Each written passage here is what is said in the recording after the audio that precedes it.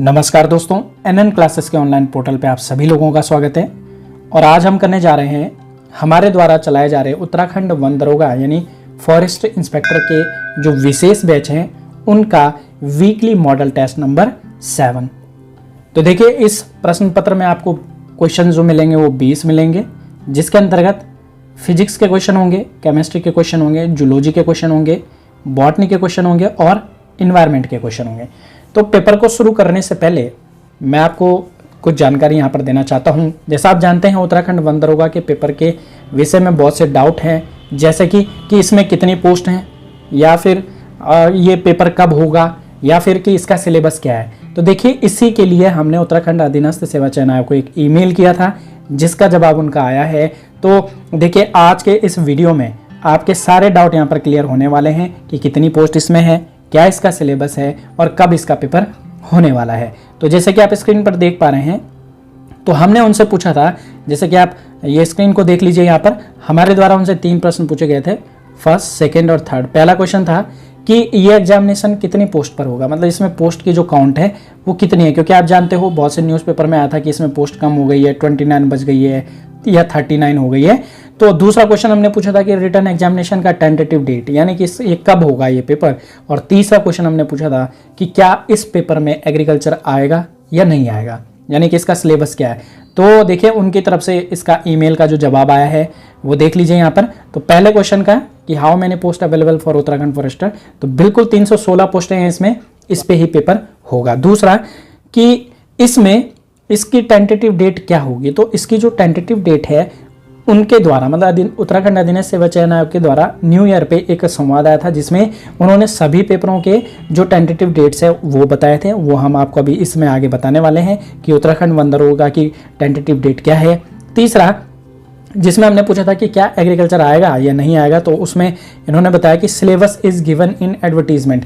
अब देखिए, जो विज्ञापन, जो विज्ञप्ति में इसका जो एडवर्टीजमेंट आया था, तो उसमें एग्रीकल्चर भी इन्होंने मेंशन किया था, लेकिन इसके बाद ही कुछ समय बाद इनका एक नोटिफिकेशन आता है कि एग्रीकल्चर सब्जेक्ट को हटा दिया गया है। अब इन्होंने बोला कि इसमें जो है 9th और 10th की जो एनसीईआरटी है उसके साइंस के क्वेश्चन होंगे। तो सिलेबस के अंतर्गत आपको क्या पढ़ना है, आपको फिजिक्स पढ़नी है, आपको केमिस्ट्री पढ़नी है, आपको जूलॉजी पढ़नी है, आपको बॉटनी पढ़नी है और आपको इन्वायरमेंट पढ़ना है। अब देखिए, यहाँ पर फिर से क्वेश्चन कि क्या एग्रीकल्चर आएगा, तो देखिए एग्रीकल्चर विषय इसमें नहीं है, लेकिन 9th क्लास का जो चैप्टर नंबर 15 है वो रिलेटेड है एग्रीकल्चर से। तो देखिए, बेसिक आपको एग्रीकल्चर आना चाहिए, जैसे कि रबी की फसल कौन सी है, खरीफ की फसल कौन सी है, तो बेसिक क्वेश्चंस आपको आने चाहिए। बाकी आप 9वीं 10वीं की एनसीईआरटी कीजिए, और अगर कोई अभ्यर्थी जो 9वीं 10वीं की एनसीईआरटी बुक आप जानते हैं, क्योंकि उसमें कोई भी चीज़ जो है वो विस्तार में नहीं दी गई है, तो इसके लिए ही हम बैच शुरू करते हैं। तो जैसे कि हमारा बैच नंबर 6 जो है वो मंडे यानी 15 फरवरी परसों से शुरू होने जा रहा है। तो आप इस बैच को ज्वाइन कर सकते हैं, जिसकी जानकारी अभी हम बीच में भी आपको इसमें देंगे। साथ ही साथ आपको जानकारी दे दूं कि हमारा जो चैनल है, हमारी जो टेस्ट सीरीज है और हमारे जो बैच शुरू होते हैं, ये सिर्फ उन अभ्यर्थियों के लिए हैं जो पढ़ना चाहते हैं। ऐसे अभ्यर्थी जिन्हें ऑलरेडी सब कुछ पता है, जो एक्स्ट्रा ऑर्डिनरी हैं, जो विद्वान अभ्यर्थी हैं, उनको ना ही हमारे चैनल देखने की आवश्यकता है, ना ही हमारे टेस्ट सीरीज देखने की आवश्यकता है, ना ही बैच को ज्वाइन करने की आवश्यकता है। तो जिन अभ्यर्थियों को ऑलरेडी सब कुछ पता है वो चैनल को ना देखें, ना ही टेस्ट सीरीज करें, ना ही बैच को ज्वाइन करें। ये सिर्फ उनके लिए है जो पढ़ना चाहते हैं। तो चलिए, अब मैं साथ ही साथ आपको बता देता हूं कि टेंटेटिव डेट के विषय में जो चेयरमैन साहब का जो यहाँ पे संवाद आया था, उसमें वन दरोगा की जो ऑनलाइन डेट है वो क्या दे रखी है। तो आप जैसे कि देख पा रहे हैं 14th नंबर जो यहाँ पर दिया गया है, तो ये देखिए, तो वन दरोगा का जो इन्होंने जो डेट दिया है वो दिया है 21 जून, और ऑनलाइन तरह का ये पेपर होगा। साथ ही साथ इसमें जो है विभाग की पुष्टि भी इन्होंने मांगी है, क्योंकि इन्होंने विभाग को भी इंफॉर्मेशन भेजी थी कि कितने पोस्ट पे होगा, लेकिन विभाग की तरफ से कोई जानकारी नहीं आई थी। तो इसीलिए बीच में इसमें एक इन्फॉर्मेशन निकल के आई थी कि जो पोस्ट है वो 316 ही है। इसीलिए मैं आपको जानकारी देना चाह रहा हूँ कि ये 316 पे ही पेपर होने जा रहा है। तो चलिए, अब हम शुरू कर लेते हैं हमारा पेपर। तो पहला क्वेश्चन आपकी स्क्रीन पर ये रहा। क्वेश्चन फर्स्ट है, परम शून्य ताप यानी एब्सोल्यूट जीरो टेम्परेचर का मान कितना होता है। तो ऑप्शन आपकी स्क्रीन पर, ऑप्शन फर्स्ट है -272.15 डिग्री सेल्सियस, सेकेंड है -273.15 डिग्री सेल्सियस, थर्ड है -274.15 डिग्री सेल्सियस और फोर्थ है 373.15 डिग्री सेल्सियस। तो यहाँ पर क्वेश्चन पूछा जा रहा है कि एब्सोल्यूट जीरो टेम्परेचर का वैल्यू कितना होता है। तो देखिए एब्सोल्यूट जो जीरो टेम्परेचर है इसकी वैल्यू होती है -273.15 डिग्री सेल्सियस। अब देखिए परम शून्य ताप क्या होता है। तो देखिए परम शून्य ताप ऐसा ताप है जो मिनिमम है, मतलब कि आप जानते हैं मैक्सिमम टेम्परेचर आज तक पता नहीं लगाया जा सका है कि कितना है, लेकिन लोएस्ट यानी मिनिमम जो टेम्परेचर है उसका पता लगाया जा चुका है और जो लोएस्ट टेम्परेचर है वो है -273.15 डिग्री सेल्सियस। इसी को हम कहते हैं परम शून्य ताप यानी एब्सोल्यूट जीरो टेम्परेचर, यानी इसके नीचे जो है टेम्परेचर और लो नहीं हो सकता, तो उसी टेम्परेचर को हम क्या कहते हैं, एब्सोल्यूट जीरो टेम्परेचर कहते हैं। तो आंसर क्या होगा -273.15 डिग्री सेल्सियस। दूसरे क्वेश्चन पर बढ़ जाते हैं। तो दूसरा क्वेश्चन है हमारे पास, कार्बन डाइऑक्साइड के लिए क्रांतिक ताप का मान कितना होता है। तो ऑप्शन है आपके सामने 25.1 डिग्री सेल्सियस, सेकेंड है 28.2 डिग्री सेल्सियस, तीसरा ऑप्शन है 31.1 डिग्री सेल्सियस और फोर्थ है -118 डिग्री सेल्सियस। तो कार्बन डाइऑक्साइड के लिए क्रांतिक ताप यानी क्रिटिकल टेम्परेचर की जो वैल्यू होती है वो होती है 31.1 डिग्री सेल्सियस और कभी कभी इसको जो आंसर दे देते हैं वो 31.2 डिग्री सेल्सियस भी दे देते हैं। तो इन दोनों में से आपको एक ही ऑप्शन जो है पेपर में देखने को मिलेगा। तो अब हम जान लेते हैं कि जो क्रिटिकल टेम्परेचर है ये होता क्या है। सबसे पहले इसको जान लेते हैं। तो देखिए क्रिटिकल टेम्परेचर ऐसा फिक्स टेम्परेचर है जिस पर या फिर जिसके नीचे हम किसी गैस को प्रेशर डाल के यानी दाब डाल के लिक्विफाइड कर सकते हैं, मतलब उसको द्रव अवस्था में ला सकते हैं। तो ध्यान रखिएगा क्रांतिक ताप ऐसा ताप है, ऐसा फिक्स या ऐसा निश्चित ताप है जिसके नीचे यानी इस टेम्परेचर के नीचे जो टेम्परेचर होगा उस पर आप किसी गैस को प्रेशराइज करेंगे तो वो लिक्विड में चेंज हो जाएगी वेपर से, मतलब वाष्प से किस में आ जाएगी, लिक्विड में आ जाएगी। तो कार्बन डाइऑक्साइड के लिए क्या है 31.2 डिग्री सेल्सियस है, यानी इसके नीचे जब आप कार्बन डाइऑक्साइड को प्रेशराइज करेंगे उसमें दबाव डालोगे तो वो लिक्विड में चेंज हो जाएगी। तो क्रांतिक ताप आशा करता हूं कि आपको समझ आ गया होगा। तो अच्छा क्वेश्चन है, देखने को मिल सकता है आपको पेपर में। चलिए तीसरा क्वेश्चन आपकी स्क्रीन पर ये रहा। तो तीसरा क्वेश्चन है कि एक आदर्श वोल्टमीटर यानी एक आइडियल वोल्टमीटर का प्रतिरोध यानी रेजिस्टेंस होना चाहिए। ऑप्शन फर्स्ट है 1, ऑप्शन बी है 2, ऑप्शन सी है 0 और ऑप्शन फोर्थ है अनंत यानी इनफाइनाइट। तो देखिए एक आदर्श वोल्टमीटर का प्रतिरोध आपको बताना है, जो कि आंसर इसका क्या होगा, अनंत यानी इनफाइनाइट। अब मैं आपको बता दूं कि वोल्टमीटर क्या होता है। देखिए वोल्टमीटर का जो यूज होता है वो किसी सर्किट में इलेक्ट्रिक पोटेंशियल डिफरेंस यानी विद्युत विभवांतर को चेक करने का होता है या फिर उसको मापने का होता है, यानी कि दो बिंदुओं के बीच में विभवांतर मापने के लिए हम वोल्टमीटर का प्रयोग करते हैं। साथ ही साथ इसका जो रेजिस्टेंस होता है वो क्या होता है, इनफाइनाइट होता है, ये आपको ध्यान रखना है। साथ ही साथ सर्किट में इसको पैरेलल सीरीज में लगाया जाता है यानी समांतर क्रम में लगाया जाता है। तो यहाँ से ये 3 क्वेश्चन जो है बनने की जो है प्रोबेबिलिटी होती है। तो ये तीनों ही क्वेश्चन आपको ध्यान रखने हैं। चलिए अगले क्वेश्चन पर बढ़ जाते हैं। अगला क्वेश्चन है हमारा, अच्छा क्वेश्चन है, कई बार देखने को मिला है। तो क्वेश्चन है दांत और कान के डॉक्टर के द्वारा किस दर्पण यानी किस मिरर का प्रयोग किया जाता है। ऑप्शन फर्स्ट है अवतल, सेकंड है उत्तल, थर्ड है समतल और फोर्थ है गोलीय। तो देखिए ईएनटी सर्जन, आपने सुना भी होगा कि ईएनटी सर्जन हॉस्पिटल में इनका अलग डिपार्टमेंट होता है। तो ईएनटी सर्जन के द्वारा कौन सा मिरर प्रयोग किया जाता है उपचार के दौरान। तो इसका जो आंसर होगा वो होगा अवतल यानी कॉनकेव लेंस। तो कॉनकेव लेंस कैसा होता है, कॉनकेव लेंस होता है ऐसा, यानी किनारों से कैसा होगा, मोटा होगा और बीच से क्या होगा, पतला होगा। साथ ही साथ अवतल लेंस जो है इसके अन्य प्रयोग क्या है कि सेविंग, मतलब हम जो सेविंग करते हैं, सेविंग के लिए जो प्रयोग होता है मिरर वो भी अवतल लेंस होता है। अवतल दर्पण होता है, लेंस नहीं होता, ध्यान रखिएगा, दर्पण होता है मिरर। साथ ही साथ ईएनटी सर्जन तो आप जान चुके हैं। साथ ही साथ जो हेडलाइट होती है गाड़ियों की उनमें भी अवतल लेंस को ही प्रयोग किया जाता है। चलिए अब अगले क्वेश्चन पर बढ़ जाते हैं। तो अगला क्वेश्चन आपकी स्क्रीन पर ये रहा। अब ये क्वेश्चन मोस्ट इंपॉर्टेंट है, साथ ही साथ कॉन्सेप्ट बेस है, तो क्वेश्चन को पहले ठीक से पढ़िएगा फिर इसका जवाब दीजिएगा। तो क्वेश्चन है, जब पानी को 0 डिग्री सेल्सियस से 4 डिग्री सेल्सियस तक क्या किया जाता है, गर्म किया जाता है, तो उसके आयतन पर क्या प्रभाव पड़ता है। तो ऑप्शन फर्स्ट है आपके सामने, उसका आयतन बढ़ेगा, सेकंड है घटेगा, तीसरा है पहले बढ़ेगा बाद में घटेगा, और चौथा है अपरिवर्तित रहेगा। तो देखिए, जो पानी होता है जब आप इसे 0 डिग्री सेल्सियस से 4 डिग्री सेल्सियस पर गर्म करते हैं, मतलब 0 डिग्री सेल्सियस से आपने इसको गर्म करना शुरू किया और 4 डिग्री सेल्सियस तक जब ये पहुंचता है, तो इसमें क्या होता है, वॉल्यूम तो घटेगी, वॉल्यूम क्या होगी, घटेगी, इस बीच में वॉल्यूम घटेगी, और जो इसकी डेंसिटी होती है, इसका घनत्व जो है वो बढ़ता है। और 4 डिग्री सेल्सियस पर, मतलब 4 डिग्री सेल्सियस पर जब ये बढ़ जाता है, पहुंच जाता है, तो 4 डिग्री सेल्सियस पर इस वाटर का, मतलब पानी का वॉल्यूम सबसे कम होगा और डेंसिटी सबसे ज़्यादा होगी। तो कई बार क्वेश्चन पूछा जाता है कि पानी का सबसे अधिकतम घनत्व कितने तापमान पर होता है, तो 4 डिग्री सेल्सियस पर होता है।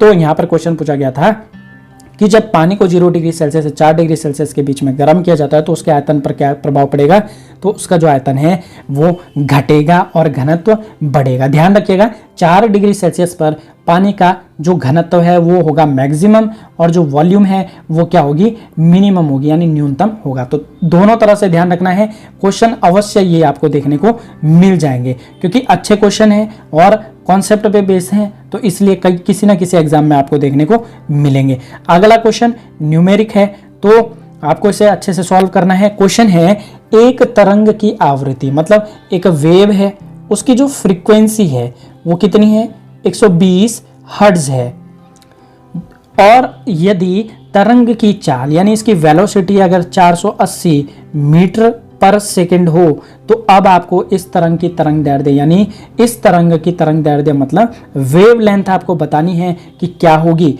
तो ऑप्शन आपके सामने है, फर्स्ट है 2 मीटर, सेकंड है 3 मीटर, थर्ड है 4 मीटर और फोर्थ है 8 मीटर। तो देखिए, एक तरंग की आवृत्ति दे रखी है, साथ ही साथ वेलोसिटी दे रखी है, आपको वेव लेंथ निकालना है। तो वेव लेंथ बराबर, यानी हमारे पास वेव लेंथ जिसे हम किससे डिनोट करते हैं, लैम्डा से। तो लैम्डा इज इक्वल टू क्या होता है, वेलोसिटी अपॉन फ्रीक्वेंसी। तो ये इसका फॉर्मूला है, ये फॉर्मूला आपको ध्यान रखना है, v upon lambda is equal to v upon f। अब इसमें आपको वैल्यू रख लेनी है, क्योंकि आपके पास v वेलोसिटी भी दे रखी है, तो वेलोसिटी कितनी है 480, और आपके पास फ्रीक्वेंसी कितनी है 120। तो आप इसे जब इससे डिवाइड करेंगे तो कितना आ जाएगा, 4 मीटर, 12 चौकू कितना हो जाएगा, 48 हो जाएगा। तो इस वेव की जो तरंग दैर्ध्य यानी इसकी जो वेव लेंथ होगी उसकी लंबाई कितनी होगी, 4 मीटर होगी। तो देखिए, इस फॉर्मूले को जरूर ध्यान रखिएगा, क्योंकि इस तरह का क्वेश्चन आपको देखने को अवश्य मिलेगा। चलिए, अगला क्वेश्चन है हमारे पास, बॉयल का नियम किस स्थिति में लागू होता है।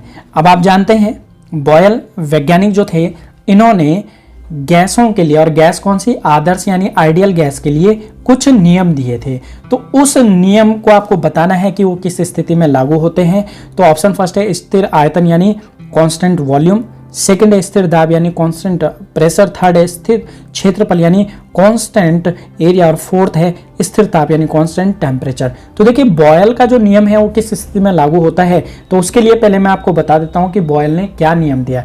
तो बॉयल ने कहा कि अगर टेम्परेचर कांस्टेंट हो, मतलब स्थिर ताप पर गैस की निश्चित मात्रा का आयतन, किसी गैस की निश्चित मात्रा का आयतन यानी वॉल्यूम उस पर लगाए गए दबाव के यानी दाब के इनवर्सली प्रोपोर्शन होता है, यानी व्युत्क्रमानुपाती होता है। तो यही नियम किसने दिया था, बॉयल ने दिया था। और सबसे पहले हमने क्या लाइन बोली है कि स्थिर ताप पर।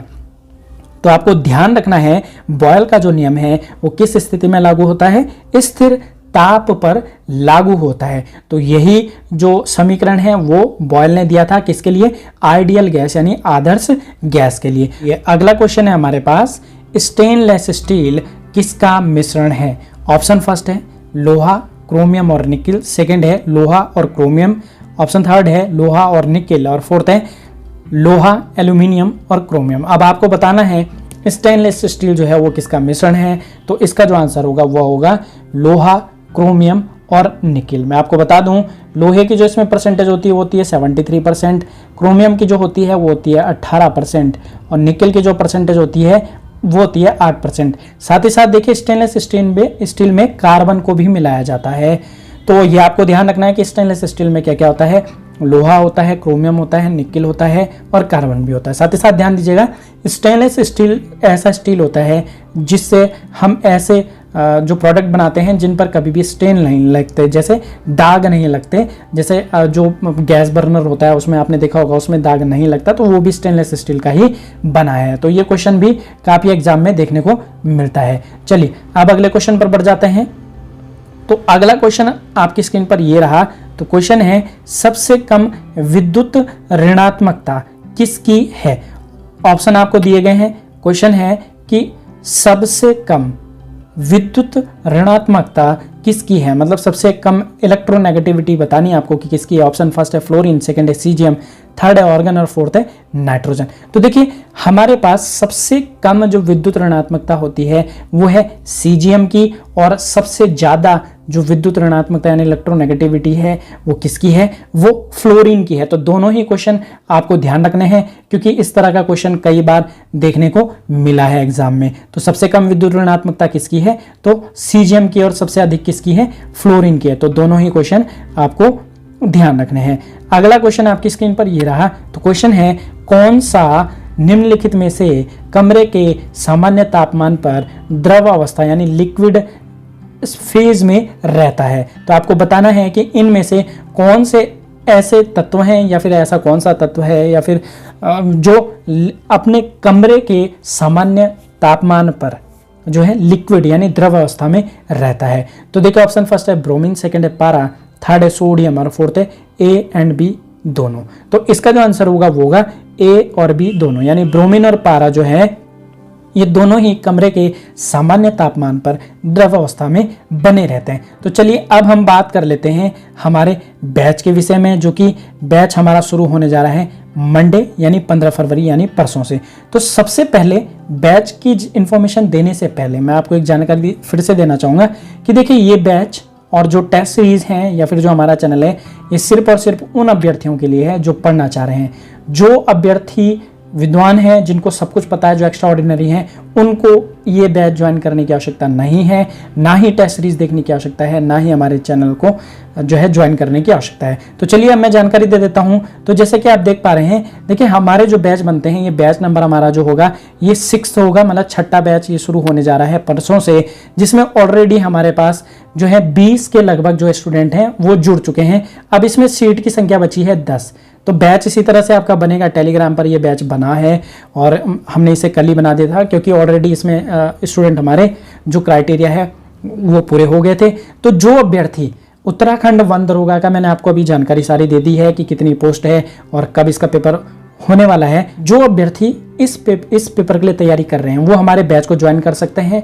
बैच में आपको क्या मिलेगा, आपको फिजिक्स कंप्लीट मिलेगी वीडियो लेक्चर प्लस पीडीएफ के साथ, और टेलीग्राम पे ही मिलेगा। साथ ही साथ आपको जूलॉजी मिलेगा, आपको बॉटनी मिलेगा, साथ ही साथ आपको इन्वायरमेंट यानी फिजिक्स, जूलॉजी, बॉटनी और इन्वायरमेंट। साथ ही साथ केमिस्ट्री के लिए भी हम आपको गाइडलाइंस देंगे कि किस तरह से केमिस्ट्री को आपको तैयार करना है, क्योंकि देखिए केमिस्ट्री में अधिकतर टॉपिक जो हैं वो सारे याद करने के हैं, तो उसमें आपको टाइम जो है अपना यूटिलाइज करना है, स्मार्टली उसको पढ़ना है। तो जो अभ्यर्थी तैयारी करना चाह रहे हैं वो इस बैच को ज्वाइन कर सकते हैं।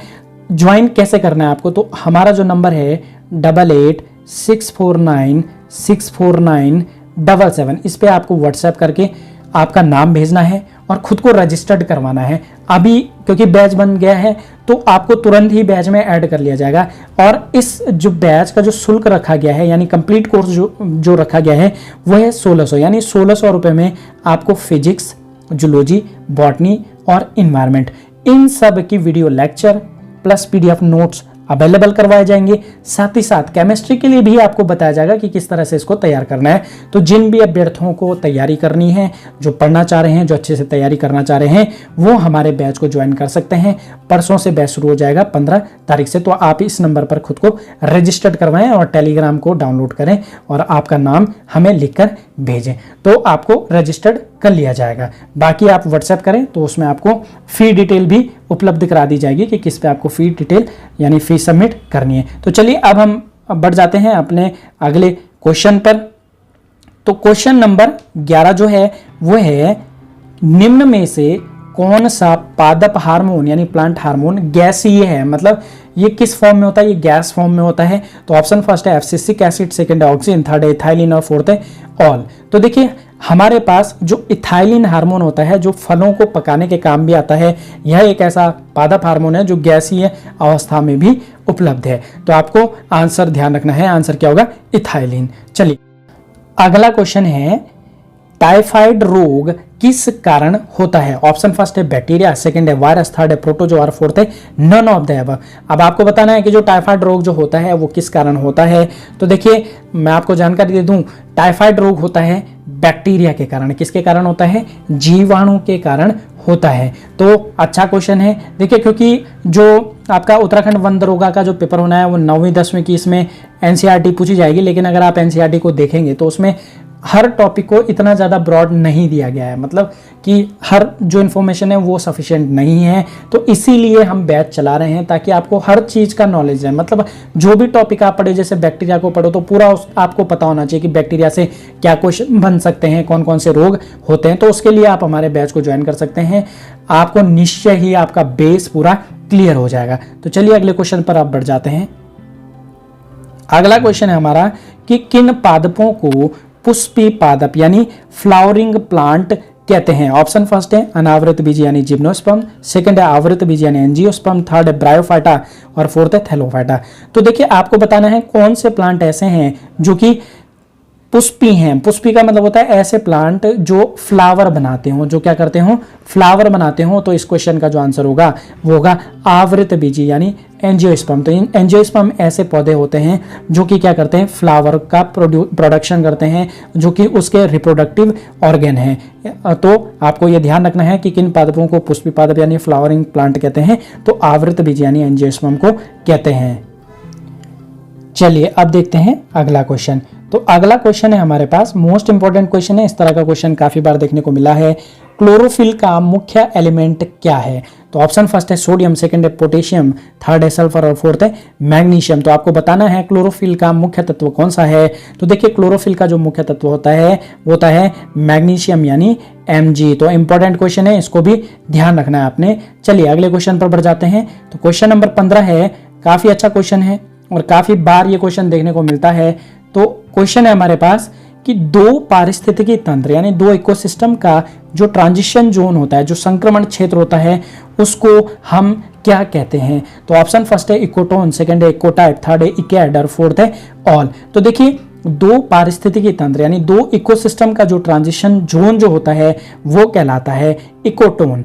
तो ये आपको ध्यान रखना है क्योंकि ये क्वेश्चन काफी बार देखने को मिला है। चलिए अगले क्वेश्चन पर बढ़ जाते हैं। तो क्वेश्चन नंबर 16 आपकी स्क्रीन पर ये रहा। तो क्वेश्चन नंबर 16 है, निम्नलिखित में से कौन सा असमतापी यानी कोल्ड ब्लडेड है। ऑप्शन फर्स्ट है स्तनी, सेकंड है पक्षी, थर्ड है सरीसृप और फोर्थ है कोई नहीं। तो स्तनी यानी मैमल्स, पक्षी मतलब एप्स, थर्ड है सरीसृप यानी रेप्टाइल्स और फोर्थ है कोई नहीं। तो मैं आपको जानकारी दे दूं, इसका जो आंसर होगा यानी कोल्ड ब्लडेड का जो आंसर होगा वो होगा रेप्टाइल। अब देखिए ब्लड के अकॉर्डिंग टू हमारे पास होते हैं कोल्ड ब्लडेड और वार्म ब्लडेड। तो कोल्ड ब्लडेड ऐसे जीव होते हैं जो अपने आसपास के वातावरण के अनुसार अपने शरीर के तापमान को कम और ज़्यादा कर सकते हैं, जबकि वार्म ब्लडेड ऐसे होते हैं जो आसपास के वातावरण के अनुसार अपने शरीर के टेम्परेचर को कम ज़्यादा नहीं कर सकते। उनका जो टेम्परेचर होता है बॉडी का वो स्टेबल होता है। तो देखिए यहाँ पर जो मैमल्स हैं यानी स्तनी हैं और जो पक्षी हैं ये वार्म ब्लडेड है, जबकि जो आपका रेप्टाइल है ये आपका कोल्ड ब्लडेड है। तो आंसर क्या होगा, सी। चलिए अगले क्वेश्चन पर बढ़ जाते हैं। अगला क्वेश्चन, श्वसन में बाहर निकली वायु यानी आपने जैसे सांस ली और सांस जब आपने छोड़ी तो उसमें जो वायु बाहर निकली है तो उसमें आपको CO2 का परसेंटेज बताना है। तो श्वसन में बाहर निकली जो CO2 होती है उसकी मात्रा आपको बतानी है। तो देखिए उसके लिए आपको पहले ये भी पता होना चाहिए कि कितना % आपके वायुमंडल में जो CO2 है। तो मैं आपको जानकारी दे दूं कि आप जानते हैं कि जब हम सांस लेते हैं तो उसमें नाइट्रोजन भी जाती है और ऑक्सीजन जाती है। तो ऑक्सीजन कितनी जाती है, तो ऑक्सीजन आपकी 21% अंदर जाती है और CO2 क्योंकि हमारे पास 0.03% है, तो यही हमारे शरीर के अंदर जाती है। तो O2 हमारे पास कितनी एग्जॉस्ट होती है, तो ऑक्सीजन हमारी जो बाहर निकलती है छोड़ी गई सांस में होती है 17%, जबकि जो कार्बन डाइऑक्साइड होती है वह होती है 4%। तो ये आपको ध्यान रखना है। यही क्वेश्चन यहाँ पर पूछा गया था कि श्वसन में बाहर निकली वायु में CO2 की परसेंटेज कितनी होती है, तो वो होती है 4%। दोनों का ही परसेंटेज आपको जो बताया गया है, ये दोनों ही आपको ध्यान रखने हैं, क्योंकि अच्छा क्वेश्चन है, देखने को मिल सकता है। चलिए अब अगले क्वेश्चन पर बढ़ जाते हैं। तो अगला क्वेश्चन आपकी स्क्रीन पर ये रहा।